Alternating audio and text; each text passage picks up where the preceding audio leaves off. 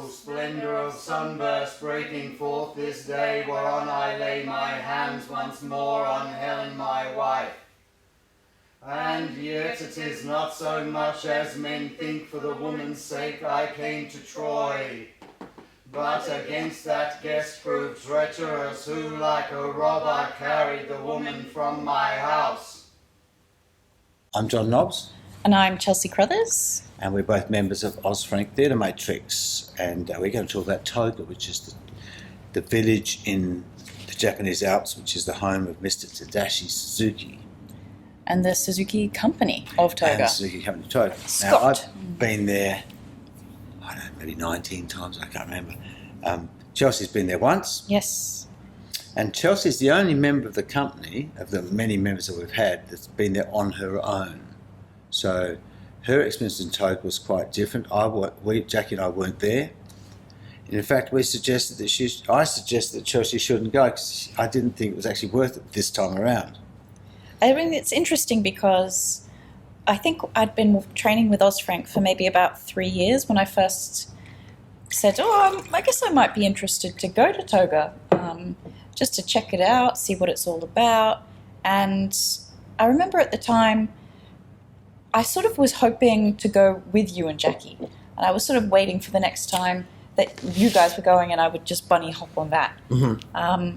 But what eventually ended up happening is, and I'm not sure how long they have been offering it, but they've sort of in and out offered the open international training.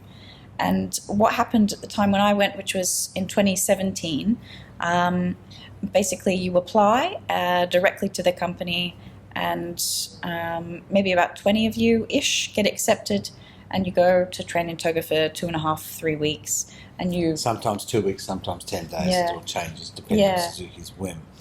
And most of the people are young, of your age? Yeah, most people, I was I guess about 27, 28 at the time, and I was one of the older people there. Right. So a lot of people who go, like just graduating university. 20s, 22. Early 20s and I guess as well, maybe it's because it's quite intensive. You do 2 training sessions each day, pretty much every day, barely having a day off. How many hours is that? And the trainings tend to go for anywhere between I think the shortest session we did was 1 hour, but that was quite rare. Normally about 2 hours up to 3 hours. So you're doing two 2-hour sessions a day. So like 4 to 5 hours of training a 4 to 5 hours day a day in 2 separated sessions. Yeah. And you're doing fairly rudimentary technique in the sense that you're doing the SMAT, which is... So you're doing the SMAT as, I guess, stipulated by Suzuki into number 1, number 2, number 3, all the way up to number 6 now. So in the very sort of rigid numbering. And you're doing the same order every day? And not necessarily the same order every day, not necessarily the same combinations. But for example, you might regularly stomp twice per session. Right. So to think of doing 4 stomps a day on the regular is quite a demanding sort of thing. So, your thighs begin to wear out, your feet begin to get a bit sore. And of course your stomps begin to weaken because of those sort of muscular challenges. Mm-hmm. And I think that's also part of it as well, that you're forced to work through a physical strength into something else. Yes, there's a lot of, I guess you could probably argue, sort of bordering on pain. We don't really do that much. Our stuff's about discomfort rather than pain, but Suzuki's in a much more Spartan vision, really. And it's interesting because a lot of I'm not going to speak from a place of authority because I don't come from a traditional form like a no or a kabuki or even like a Balinese dance or something like this. A lot of those traditional forms are painful and are grueling. And I know like Balinese, like stretching wrists. That's right, too. You're quite right. That's a good point. They're quite intense. They really attempt to push the body into very, and of course you could argue the same about ballet too. Yes. Ballet does tend to push the body into extreme positions. A 180 degree, And of course you have to be born like that because you can't get it if you haven't got it. But it is part of that, and there's certainly, if you look at the Russian and Chinese traditions there. Yeah, Chinese opera, very extreme flexibility. Well, very, very brutalist, I suppose is the best word. So I guess I'd pre-warned Chelsea that this is what you might expect, etc., etc. Mm. Was it what you expected? I think yes and no. When I first arrived, I think it took maybe, it was 4 or 5 days before I first Skyped with John and Jackie. Right. And those 4 or 5 days, I guess it only took me that long for the pressure to kind of build up. And then I hit a point where when they said, "What, do you want to have a conversation?" I thought, oh, yes, please. Like, I need to talk to someone. Because even though there's sort of discussions that are facilitated, not with Suzuki, but within the group, or even when you step outside of the training room and you are just chatting with people more casually, there's still, it feels like, I guess part of it is getting to know people that you maybe don't know and how much you can say and you can't say, and not necessarily knowing how much experience other people have and how deeply they want to talk about certain things. But I'm sure there would have been something nice had I gone with you and Jackie, that I would have been able to instantly turn around and say, "Oh, hey, you know that thing just happened, what's that about?" And when, of course, I was there alone, you're not able to do that. So even if I have questions, I sort of build them up secretly until the end of the day when I can ask. Well, part of the problem is that Toga's a very overwhelming experience. It's a very powerful experience.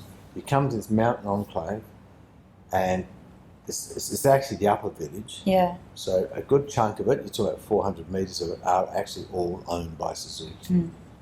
With all these incredible theatres, including rustic barn houses, which are the original theatres, to this large open-air Greek amphitheatre with a lake and a mountain behind it, and he lights the lake, he lights everything. So it's very, you look at a very powerful aesthetic, and it's all run by one guy.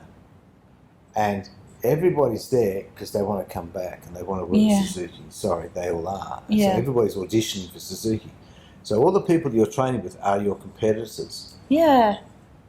And unless you went with some other mate, like with us, of course, you're not. So, of course, so that puts you in a very, very sort of strange position where, and of course, there's a whole clock of bullshit associated with all this stuff.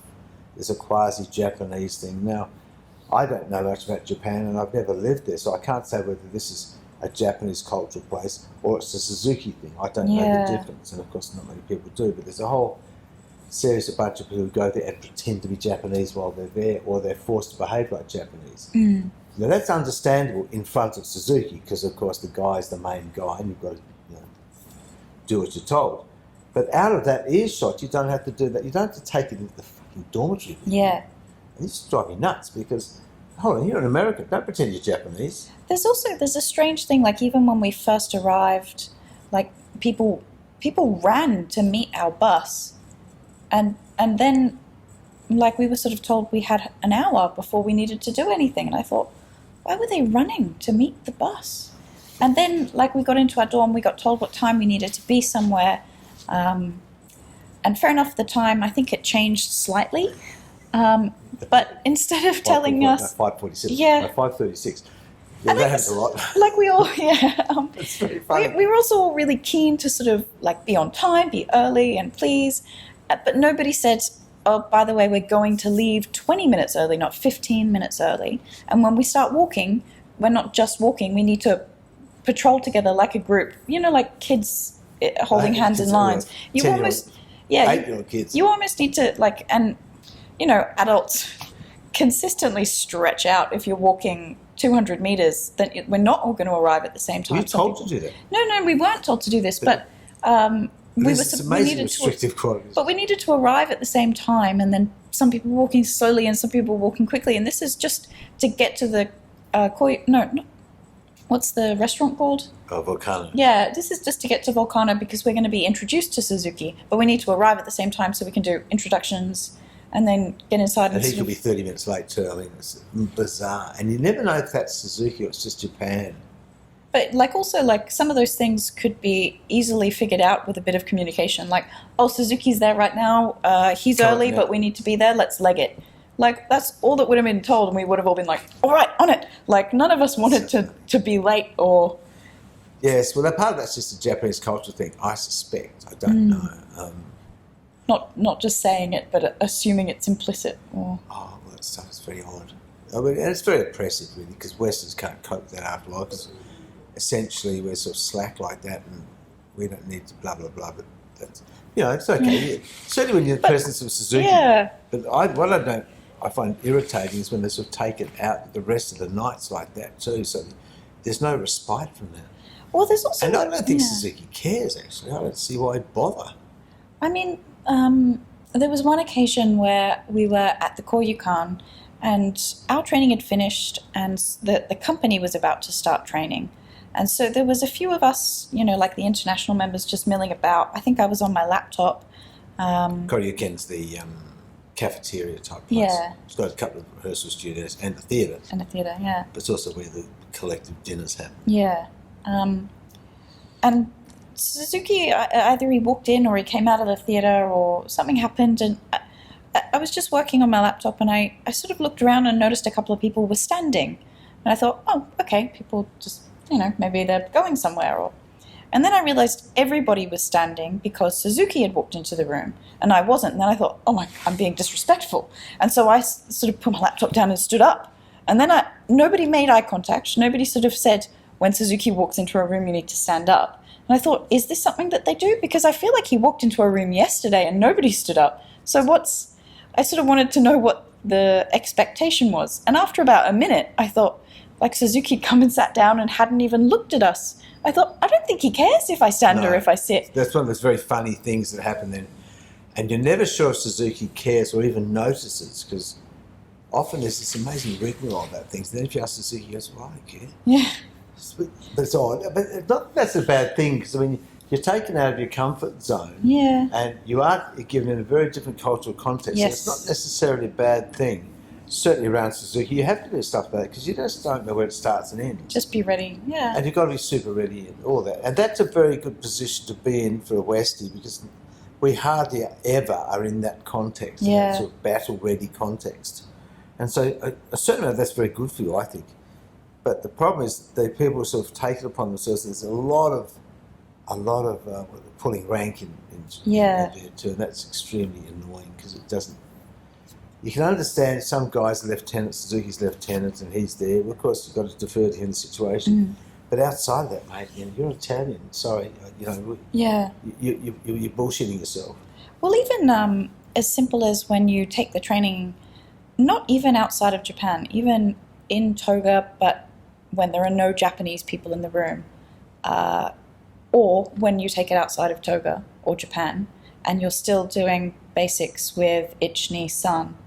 And it doesn't make sense because you're conducting the training in as though you're Japanese. English or something else, but then you're pretending like the training is Japanese, and you can only do basic 1 if you're doing Ich, Ni, San, which then sort of takes away its universal nature by stripping it down to something that becomes only Japanese. Well, it puts it in a ghetto, doesn't it? Yeah. It's actually a form of stereotyping, which I'm sure Suzuki. But part of that is why people just want to get back to Toga. They want to get back to Toga because it's a golden place. You've got this incredible thing, and the quality is nearly always amazing. The art quality is quite incredible. So for all this autocratic nature of Suzuki and this oppressive nature, it's pretty much worth it because you're going to see things you'll never see in any other context, really.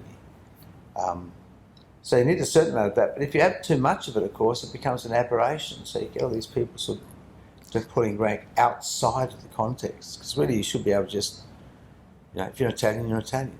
You can't. And then but like I say, that's because everybody's dead keen to go back to Toga. So they do this Ich, Ni, San stuff and they go back to Singapore or Sydney. And you think, well, Suzuki doesn't care. He can't hear you doing it. Yeah. He can't, he hasn't got some spy spying on you. Yeah. They're not doing the project. He couldn't care less what you do outside Toga. Couldn't care less. Yeah. And so he had this weird sort of form of loyalty to this thing called Toga, which is, of course, ephemeral because Suzuki's way past the time when he's actually interested in most other people. He's not interested anymore, really. Most of the reason I think he gets people such as yourself in is so he can have a bunch of, say, trainees who can be part of the shows. Because a lot of those girls get to do a bit of a walk-on-nursey thing. Yeah. I'm not sure why he does it, actually. I can't say that. I shouldn't say that completely because he's got a lot more complicated than that. So I think he wants to see what happens if he does stuff. And I mean, he certainly seems pretty committed to like investigating what intercultural exchanges do in performance. He was, but I don't think he's interested anymore. Well, I'm guessing, I don't know. It's certainly the days of having sort of American casts of King Lear, they've all gone. They were gone before my time, really. So I think he got sick of that, although when we were there in 2015, he did a version of King Lear which had 5 different languages. Well, I mean, the version of Dionysus that toured to Singapore in 2018, it must have been, was a collaboration with Bumi Penati Indonesia, so most of the cast were Indonesian, but they also had Chinese and Japanese actors. Who was Japanese? I mean, Pentheus. Pentheus. Oh, wait, no, sorry. Agave was Agave. Japanese. And Pentheus was Chinese, yeah. And Agave was... I can't remember her name. It's gone. Okay. It'll come back to me.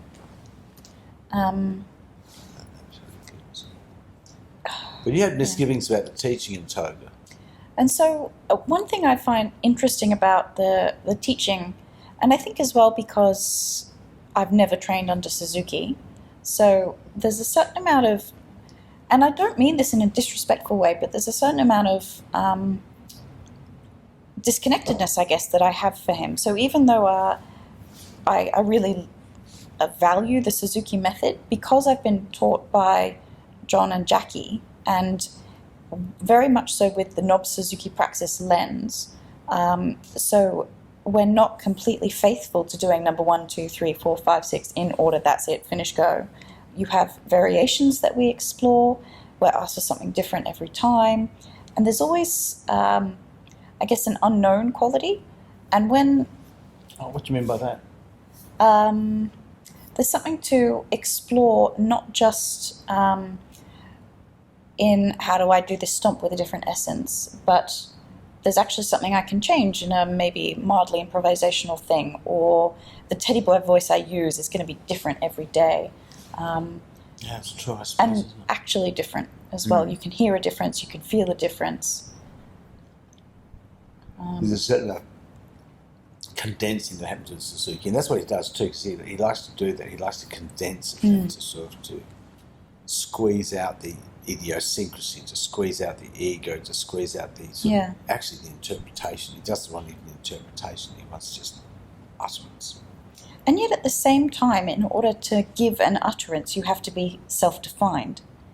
And it, like, to be able to do that to an extent, you also have to know who you are.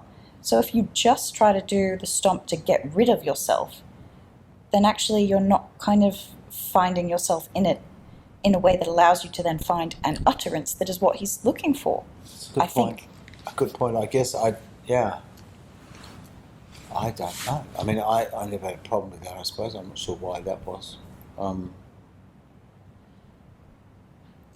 I think as well the way it's taught, like I know that John, like both yourself and Jackie, there's high demand, there's extreme rigor. It's by no means an easy training. It's very hard. It's really rigorous. You know, like there've been rumors that Ozfrank hit people, you know, when they come to training.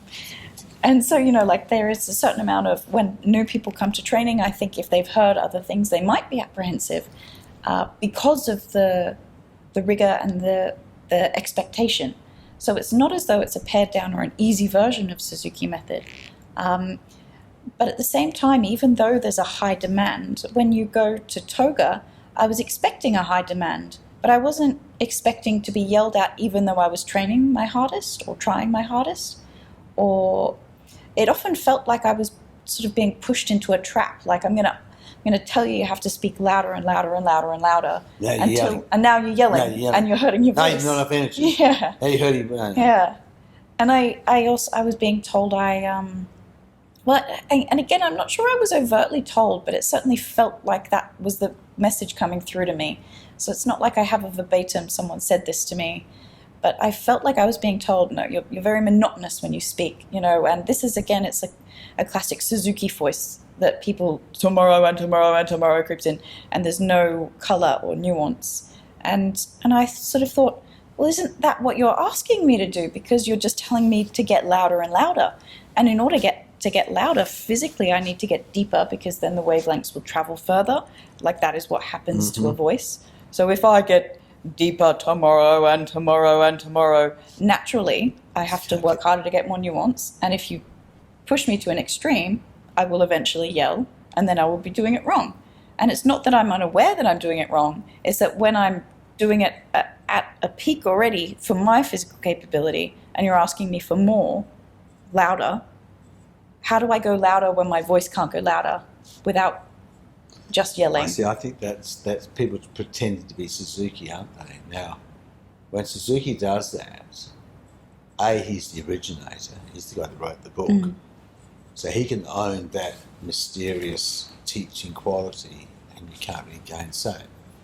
But when you have somebody who does it because that's what they think Suzuki does, well, then they're missing the point, because he owns that. You cannot, aside from walking out, I don't want this, you can't really argue with that, because this is my situation, Suzuki's this person standing there, I either accept it or I just walk away. Yeah. But when you talk about people who are his acolytes, who are sort of trying to deliver this stuff, it's fake, it's hollow, it's just, they can't be Suzuki. There's no way they can be Suzuki. Nobody can be Suzuki except him. Well, this is interesting. So when I was there, we watched at least two rehearsals of Madame de Sade. And the first time we watched it, Suzuki worked very intensively on one actress. And I don't understand Japanese, but it felt to me like he was asking her to repeat this sort of one line, one sentence. And she wasn't saying it right. And he was wanting her to get a certain intonation correctly. And she was breathing wrong. And I remember he really worked for a long time. And then he sort of just said, like, it seemed to me like he just went, you're not getting it. Give up. This is ridiculous. And he really gave this person a hard time. And she bore through it just fine. But what I noticed was that the next night we came and we saw the same thing. And again, maybe as well because I don't understand Japanese, I saw her perform the exact same section. And yet on that second night, I felt it more. I kind of felt like I understand what she was saying more. And I remember thinking, this is that same thing he worked on last night. And that intonation, she's got it now. So when he was hounding her and when he was getting on at her for this thing, again, I don't know because I don't speak Japanese, I don't think he was just saying, you need to speak louder, or you have to just breathe in this way because I want it like that, or you need to have your intonation in this particular fashion because I want it like that. It seemed to me that, in particular, seeing it the second night directly after that there was a reason he was saying, no, this is the way you need to say it so that you can feel those words, so that there is a connection with them and therefore with the audience. And being able to physically see his approach with an actor in rehearsal, where he wasn't just saying, you're terrible for no reason and you don't get it and you'll never amount to anything for no reason. I could see there was a reason, because the next night it was there. She was really on it. You just to be the devil's advocate, you don't think you just felt she was there because you'd experienced watching her be rehearsed? I mean, it's possible. It's all completely possible. But it does go to say, and Suzuki does this, I've seen him do it quite a lot, because he does get that, and what he's doing is making her more self-defined. Yeah. And that's what you're getting, Yeah. irrespective of interpretation, Yeah. word things here. There was just, he was forcing her to be more of herself as Yeah. she said the same words. I think you don't need to go past that to find that that's the chief value, Yeah. really, rather than any of the amazing things he said. Yeah. He could say 50 things, and he probably said 50 different Yeah. things, but he was forcing her to just, and it's like just carving away more onions, Yeah. just carving away, he's forcing that to see the real person believe. I also think he's extremely perceptive in that way, because he's not just telling her a qualitative thing like sit for longer Yeah. or talk louder. There's actually, like you say, if he's looking for this self-definition, he's actually saying, I need you to be more you. And I mean, even what that is, she might not be able to define. So he's looking for a quality that isn't something that's just about get bigger, get harder, get stronger, but that is find something more within those. It's Nicholson shrug, isn't it? Yeah, yes. The Jack Nicholson shrug we talked about in the earlier video.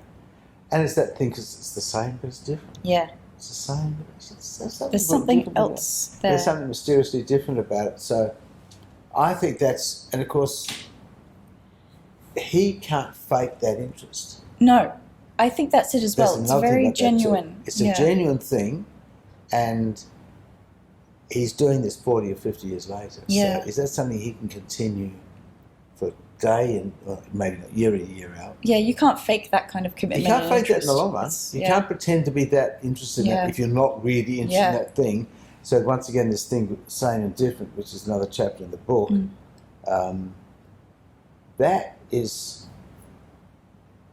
that's a fascinating thing to consider, isn't it? The fact that he's still doing that after 45 or 50, maybe 50 to 60 years. Yeah. And you can't fake that. You can't sustain it over that long unless you really are like that. So once again, that's what makes him similar to Kubrick. It doesn't just pound away on this one little thing. And I think this is what I find myself confused about with my time in Toga, because when Suzuki leaves the room and he's not there, the next teacher, the same as Suzuki, needs to be himself. He needs to be genuinely interested in this outcome that he's looking for, but it also needs to be that person's outcome. When you have a different teacher in the room, you need to have their desire, their push, their expectation. And so when I'm training in Nobbs Suzuki Praxis with John or Jackie, like even we'll have both of you training us at the same time, and John will be asking for one thing and Jackie will be asking for another, but neither of them clash. You can actually fulfill both at the same time, and it's in like an oblique kind of way. Yeah, not necessarily a literal. Again, it becomes a quality rather than. Well, I'm after wide, but Jackie's after deep. Yeah. So actually, and I guess you could say, well, we should be able to put the same thing in at the same time. And I think as well, because I've had that experience when I then went to Toga, and it felt like I was being asked just for more or bigger or better technique, and I think you can't see, nobody can deliver that in that time. In 2.5 weeks, it's not possible. You're not going to get bigger. You're not going to get more technique. Not in that time. It's those actually things take years. a long time. They're years, and so it's a false expectation because you're expecting something people can't deliver. Well, it's also it becomes then like, in Suzuki wanting to help proliferate and share this incredible training that he's created, he's also creating a ton of people who say, oh yes, I've been to Toga and I know the training, because there's 6 things and you can learn them in 2.5 weeks. In fact, you can't, because they don't cover all of it. They don't cover the one. Number 6. Yeah. Number 6 is the one that we all... we won't do that right now. We won't do that one today. It's the funniest thing ever, isn't it? We've got this amazing that nobody ever does because nobody can remember, because it's actually the weirdest. It's the only Suzuki exercise that requires tons of memory. A 15 phrase. It's a long sequence. And of course nobody knows it, and it doesn't make sense. Yeah. Because if you analyse it, it's actually wrong. But anyway, that's not sense. So there's this famous exercise that it's the exercise we don't do. It's so funny. And Suzuki's deliberately done that. He's deliberately done that. Yeah. Because it's the only time I've ever known him to have a sequence which is not truncated to make it easy to and very read. distilled, right? Like so much of his work is beautiful because it's distilled. He's having it on. It's so he's pulling your leg because he's saying no. It becomes choreography and a bit like a kata or something rather than quite right. Exactly. A fundamental training. And so that's a funny little thing. We won't go there. Yeah. But like all the exercise names are things like formally number 2. It's just this is previously known as sitting statues. Previously known as this is so funny. But I think he's done it deliberately. But yes, this idea of pretending to be a mini-me Suzuki is just totally absurd. Now... But again, it's different because when you're in Toga, there's a certain expectation that, well, Suzuki's not taking all of these international people. He's busy with his own company. He does interact. He comes to see the training. He brings the company to come and see the training. Very He awesome. allows you, the internationals, to come and observe his training. So he's extremely generous.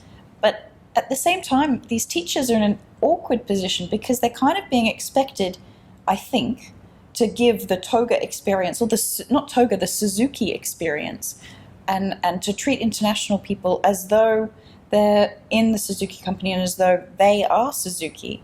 But because fundamentally, at the end of the day, they're not Suzuki, it's difficult for them to have the same expectations of you as he would have, because at the end of the day, that teacher number one needs to have teacher number one's expectations, which are unique to that individual teacher. And then, See, what I'm sure he's doing, he's saying, no, I'm going to completely own my training.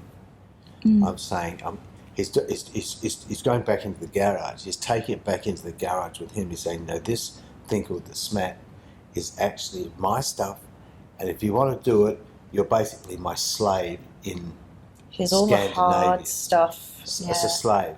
You could do what John and Jackie have done. They make their own thing. I've got no quibble with that because it's not SMAT. Yeah. But what he's done, this is what came out of the symposium actually in 2010, where in the winter we went up there, and the symposium was that, should Suzuki make a training video? And often these things start out as this is what blah blah blah. We have discussions about it. Of course, we don't have anything like that with Suzuki. He never discusses anything. No. Halfway through, Mr. Soga comes in and says, well, Suzuki's not going to make a video. He's decided not to, and you should all make your own. Yeah. So we've got lots out there. Yeah. That was her very words. So there's lots of different versions out there. So quite smartly, he didn't make the video because then you could pin him down to saying this is what it is. Yeah. You have all these people who looking at every funny little thing. And then it would almost become like a religion. You must follow Testament number 1, Testament number 2. Quite, absolutely, quite. And so I think he deliberately said, okay, now I've got to codify it again. And he did it in that moment, Yes. in that time frame, and came down with these 6 exercises, which are really, really brutalist. Yeah. And I've done the training for 20 plus years, and I can tell there's a whole stack of stuff that used to be there that isn't there anymore. Yeah. And there's stuff that's come and gone, and all those sorts of things. So what he's done is he says, okay, if you're going to say you teach Suzuki, this is what you've got to do, and it's no fun. But if you teach the sort of the Chelsea Crothers Suzuki technique, I don't care. Yeah. Why would I care? It's not my technique. Yeah. So I think he's having an absolute pull of all those people's legs. He's forcing them to be vassals. Yeah. And you have to escape that, really. Otherwise, so I think Chelsea had an interesting experience in Toga, which is quite fascinating. Just tell us about the old teddy bear. So I guess writing on this journey I was having with my voice work, and by no means do I proclaim to have a perfect voice, and I really, I do think it's kind of a journey, and sometimes I find it and sometimes I don't, and I'm sure we can all sort of relate to that kind of experience. One night I really got the speech, I was in it, and the next night, I just wasn't quite there. But it felt like what was happening is I kept being told to be bigger or be harder or be stronger or be louder, and I couldn't. I hit a point where it was like, well, either I'm going to purposefully yell and hurt my voice and then be yelled at for yelling, or I'm just going to do my own thing. And there was one day we were doing sitting statues, and it was, sitting statues is difficult enough. And I just thought, well, nothing, maybe I'd been there for a week already or so. I thought nothing I've done so far has not been chastised, so I'm just going to do what I want. And just in this moment, we were doing sitting statues, and I thought, I'm going to do teddy bear voice, because you can't tell me not to. In that moment, I'm free. Yeah. Yell at me, I'm free. Well, I always thought that was a major achievement on Chelsea's part, because, of course, you're being harangued while you're doing this. Yeah. It's not so you get 5-minute preparation. That thought came to you in that moment. the act of actually sitting statue, delivering stuff and being yelled at. So, of course, my point was Chelsea at that moment actually defined herself as actually surviving Toga. And separate from.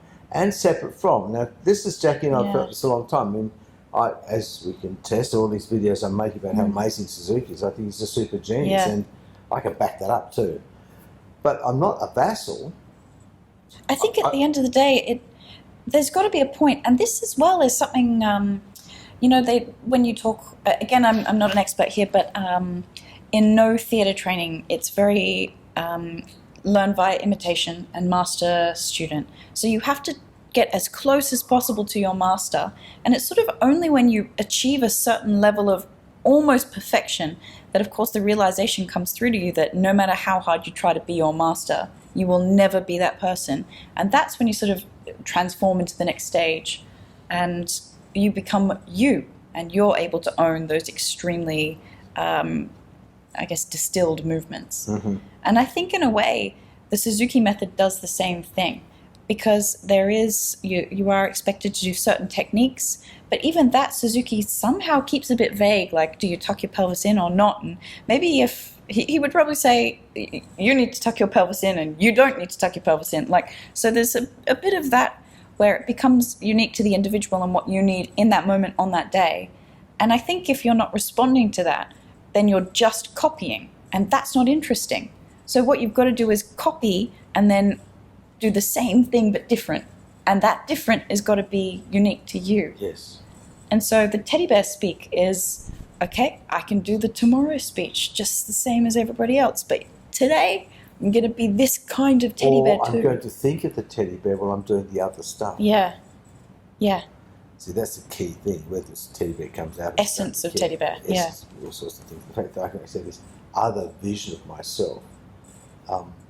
And yes, I mean, we totally believe in Suzuki, as we have tested too. We've probably gone back more times than maybe anybody else, apart from people like Ellen who've gone back to work. Yeah. But we're not vassals either. So one of the important things, one of the reasons why we understand Suzuki at a level probably more profound than most people is we've made our own version. Yeah. And people still think that's sacrilegious. Of course, you've been in situations where they talk about the proper training. Yeah. It's very funny. Yeah. Because there's John and Jackie out there, they don't do the proper training. So we won't talk about that. Yeah. It's like the elephant in the room we don't talk about. It's Yeah. so funny. The sixth exercise, which we talk about, don't do. Yes. And it's, but the reason why we've been able to actually analyse how good the SMAT is because we've made our own version. Now, we actually originally tried to do lots of our own little exercises. Yeah. We came back and thought, well, let's make up our own and see if they work. And Yeah.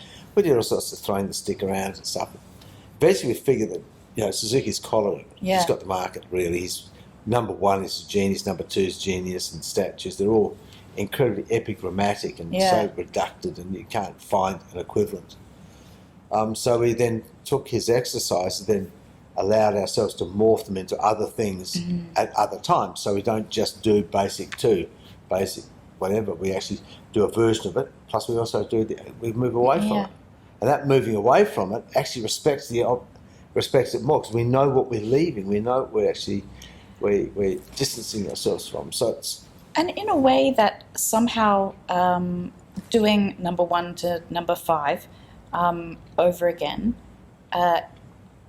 becomes just a form. You need to, you have to point your hand like this, like that, or like that. Like doing this kind of create your own turns Suzuki method into a method. It exposes that it's a facility to be used to create actors and aesthetic and performance. So Suzuki method in itself is actually, if you take it away from Suzuki, which is his own directorial thing, it's actually a form. There is a form. There's a clear form of Suzuki method. Stomping there's a form. But when Suzuki's the teacher, you can see him correcting people's form and saying, no, this body shape doesn't work for you and you need to do that. And you're not, like, when he's looking at an individual, he changes it. He makes it the method. Outside of him, if the external party sort of conducting the training isn't looking for that qualitative thing, it just becomes a sequence of exercises that... Like and it's cookie cutter too, it's trying to make everybody the same. Yeah. Which again, I mean, and Suzuki's talked about this since The Way of Acting publishing. So I mean, even earlier, I'm sure he was talking about it, just didn't get translated into English. I think one half believes it, but one half says no. But there's this thing, there's this book I'm writing about acting, and that's one thing, and that's an abstract concept, but then there's what I want for my stuff. And so there's a big disjunction with what he talks about in terms of acting and then what he really wants. What he actually means. What he really wants for himself. Yeah. And it's easy to sort of conflate the two Yeah. and think they're the same thing and then find a distance between them. But in fact, what you've got to do is, John Broken and I was sitting there when Suzuki came up with that document. He's through, as a matter of fact, he gave it to us. Yeah. And we said, wow, that's fantastic, Mr. Suzuki. And then as soon as he goes, just chuck it away. Yeah. Which is what you're meant to do. Yeah. We take incredible steps, but then, of course, Yeah. what's that got to do with us? Nothing. We don't care. And that's the same sort of attitude you have. You have to be cavalier towards him, because if you don't, you get subsumed. You become a slave. Yeah. And what happened to you then was you actually escaped from Toga. You took something away from Toga, which I think probably annoyed Suzuki too. It might well be what no other friend could get a chance to go. Whatever. But Suzuki wasn't even there in that moment. But does it distill? Is he told?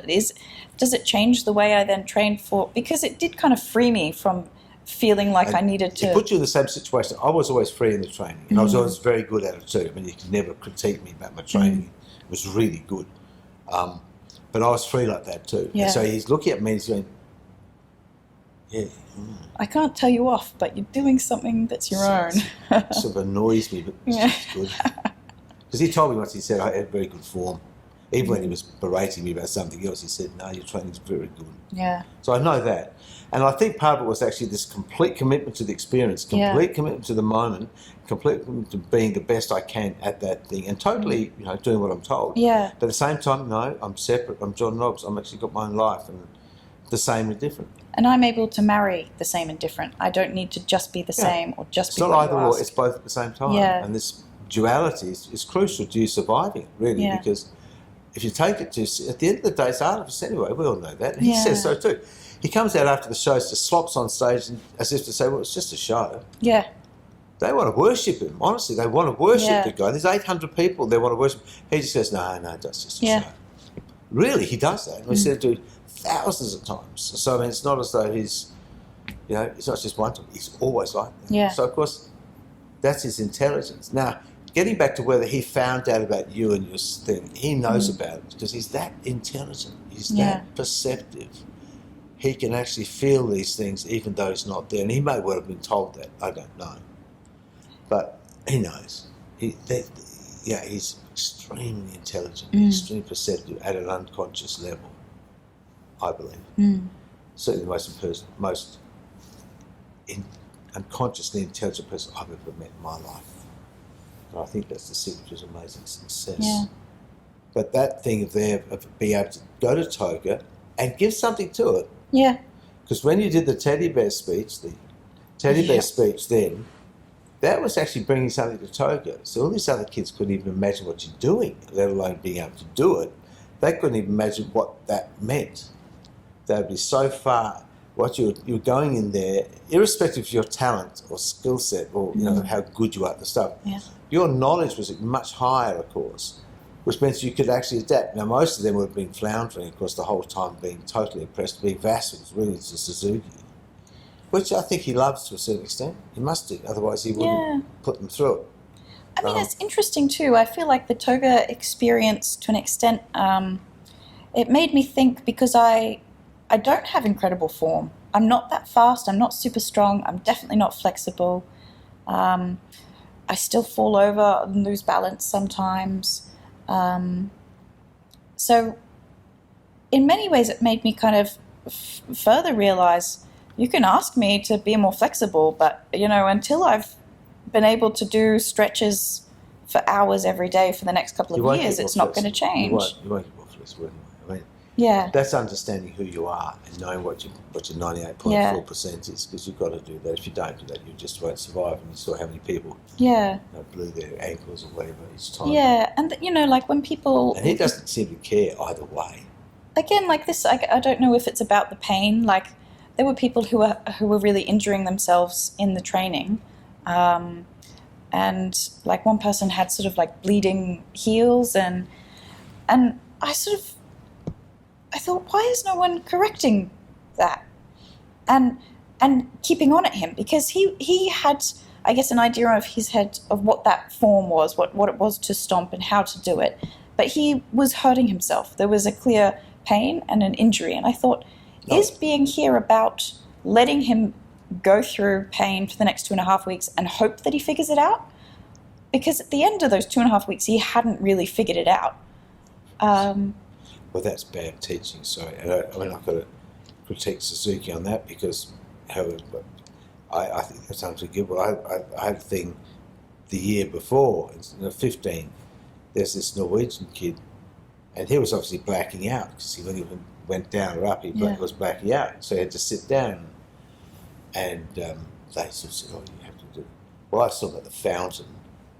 I said, "This is all that's wrong, mate. He's just not doing this properly. Just do this and this, and of course he's fine." So it took like 5 seconds to sort him out. Now, that's the job of a good teacher. So, and if Suzuki's there, maybe you don't. But if he's not there, you don't have to pretend he is. Yeah. Because is he going to find out? Well, I don't. I'd love to teach for Suzuki and see what it's made me do. I'd love to take the Suzuki go through half of our exercises because I love it. I'll have to say before I say, now, make sure Suzuki doesn't think you're having fun. Yes. I only want to see you working hard. That's right. So if he comes in, you've got to look as though you're not having fun. There's no silly business. There's no funny. So I'd love to do that because I think there's fun to hoot. Oh, yeah. But, yeah, that's part of the issue, really. But I think, see, that whole thing of not allowing those people the freedom to say, teach like me, I would if I was in that position. Yeah. Because I refused to. I said, no, Suzuki, I'm not going to. I'll teach just the smat if he wanted. Yeah. But I'd teach in such a way as I wouldn't teach her like that because that's just wicked and that's just dishonest to yourself. And it has no carryover into your self-respect after this experience. You're just a vassal, a slave. Yeah. And Suzuki might like that. I don't know. I'm not sure. Yeah. I don't know. I don't know whether he just does it because he doesn't care. I suspect it's because he doesn't care, that unconscious mind. And we know how he doesn't really consciously know how good his training is. And he's certainly not interested in that. So I think that whole thing of in the number 6, which we don't do, is all a form of actually drawing back into himself, paradoxically. I mean, the other interesting thing is, of course, within the Suzuki company, there are more training exercises. And those exercises lead into his aesthetic. So things like the Let's Twist Again, or... Oh, right, yes, of course. Like the voodoo sequence, the moving statues. Yes. Yes, that's true. And so whenever we... So they're not in the SMAT. And they're not in the SMAT, right, as defined by number 1 to number 6, Right, that's interesting. And yet he does them regularly still. And so, like, every time we went to observe the training, it was much more so those exercises that he was showing us. Like, even the Elvis Presley Don't Be Cruel, he showed us that. The basic exercises. He was showing us those exercises, not just number 1 to number 6. Maybe we would see a stomp and then they'd do something else. And so it was intermingled. And again, I think for him, the training is still very free. But what I think he doesn't want is those exercises like Don't Be Cruel or the doll sequence. There's like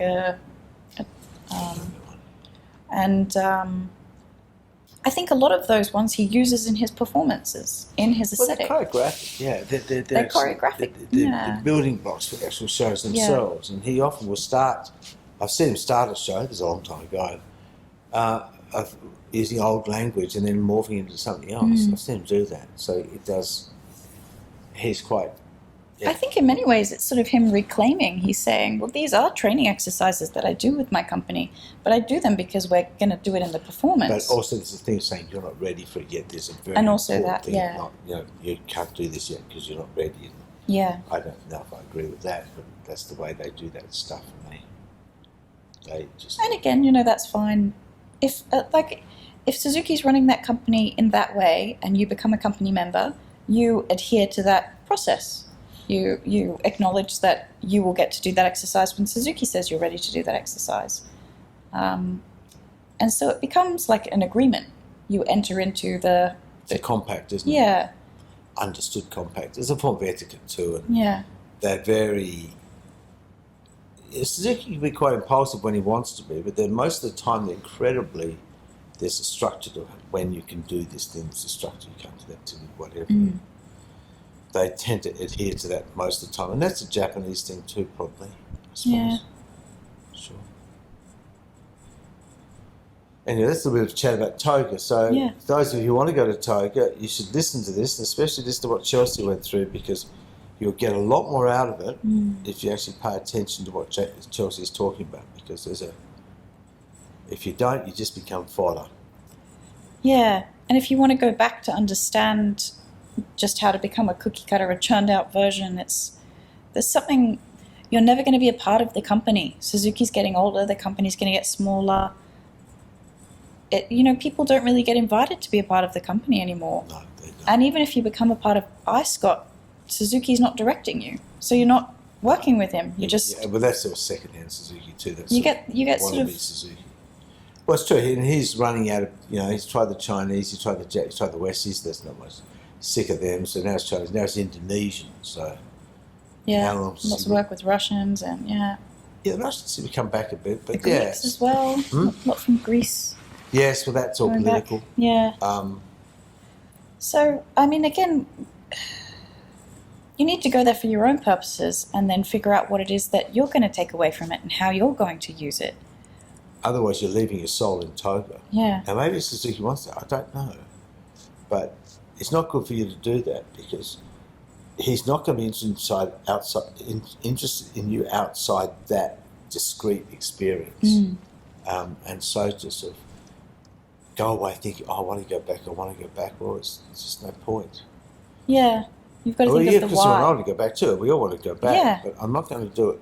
I'm going to do my own thing as quite separate and distinct from Suzuki, really. You not have that. And it's Vastness. an extremely powerful place and experience. So it is quite overwhelming, and it does take a long time to kind of digest. And like, I was there for 2.5 weeks, and I'm still 2.5 years on, kind of trying to figure out what it was all about.